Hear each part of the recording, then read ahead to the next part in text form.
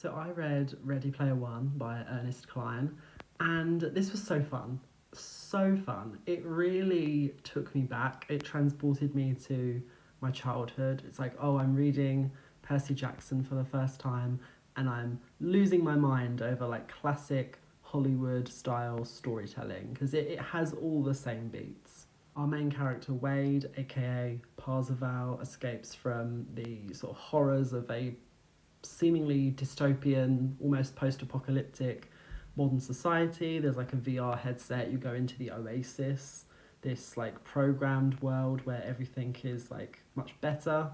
Um, and yeah, there's this whole like competition, this like egg hunt to find the sort of inheritance of the universe's creator. It's a bit like Charlie and the Chocolate Factory esque. But what I appreciated is that the character of Wade, he's not as like vanilla as Charlie Bucket, because that was always, I'm not a big Charlie and the Chocolate Factory fan. I mean, Roald Dahl is awesome, that goes without saying, but Charlie and the Chocolate Factory, for me, Charlie doesn't like pull his weight. Like, that kid is really dull. Like, in fact, all of the bad kids are more interesting than he is.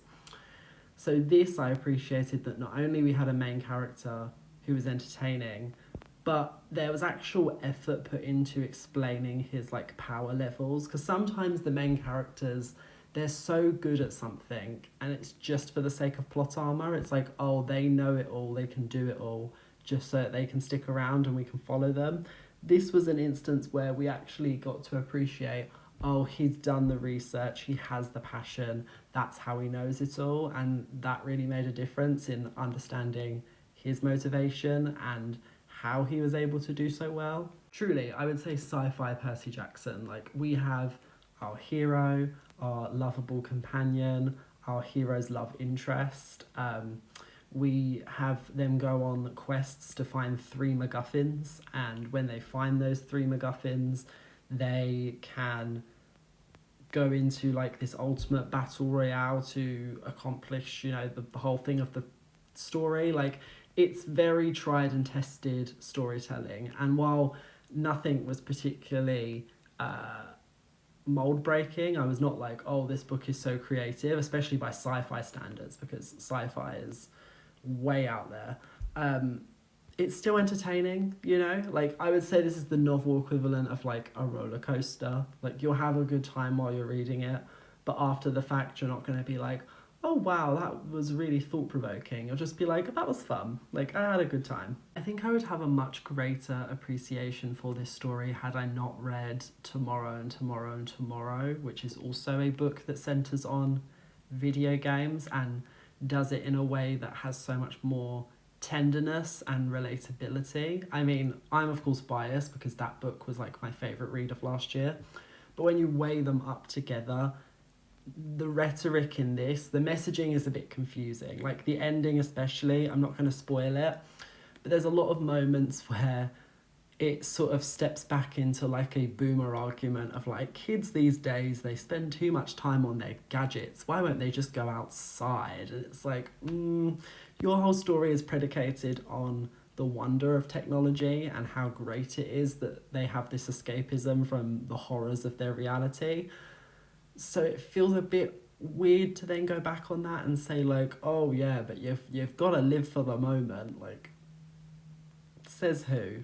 I'm very excited to check out the film adaptation for this book, because I just think this story lends itself so well to like a cinema experience, especially if, I think it's Spielberg, he more than anyone would have the budget to afford all of this intellectual property, because what really makes the story is the bevy of references to particularly the 80s, but like books, films, video games, and it was educational. Like, for a younger audience, I learnt about so many things I'd never even heard of before, and like how they interweave, like much like Tomorrow and Tomorrow and Tomorrow, it really taps into like a bygone age and all of the trailblazers who like made our current reality possible.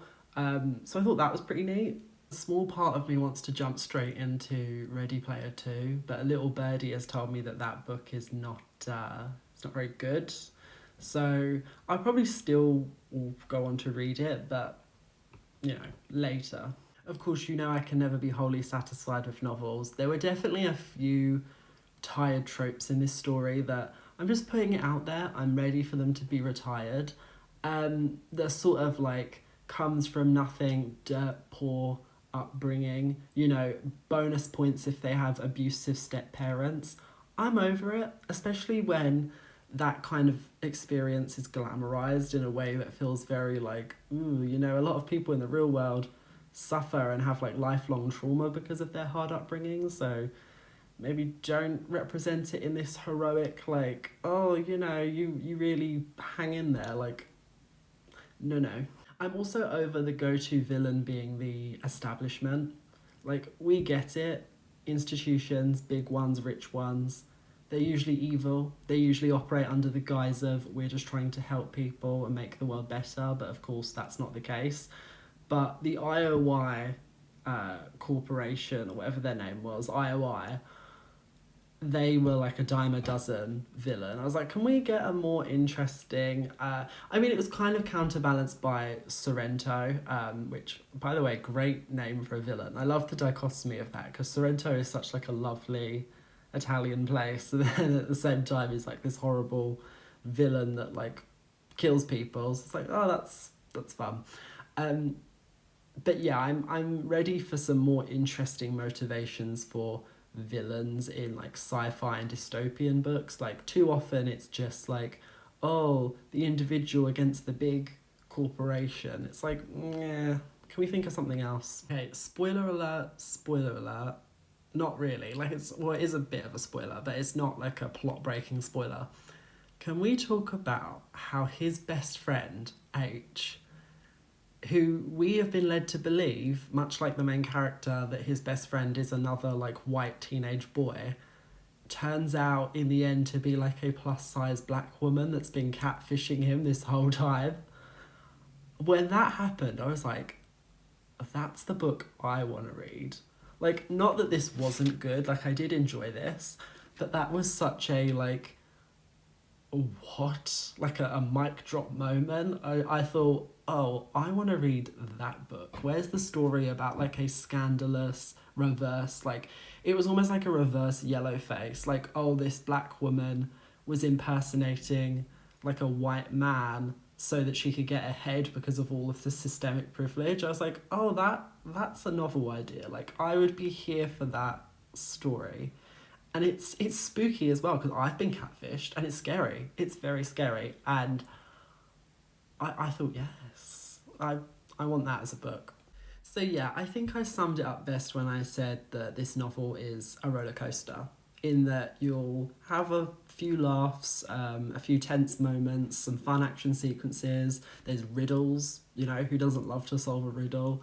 There's references to so many aspects of nerd culture. So if you're in any way inclined to like being a nerd, you'll love it. However, the sort of subtext, the messaging, there's nothing really to hold on to. Like, it's a perfectly fun novel, and I'm sure the movie is very similar. Like, I don't expect any lasting impressions, things that will make me come back to it and be like, oh wow, remember that was so moving.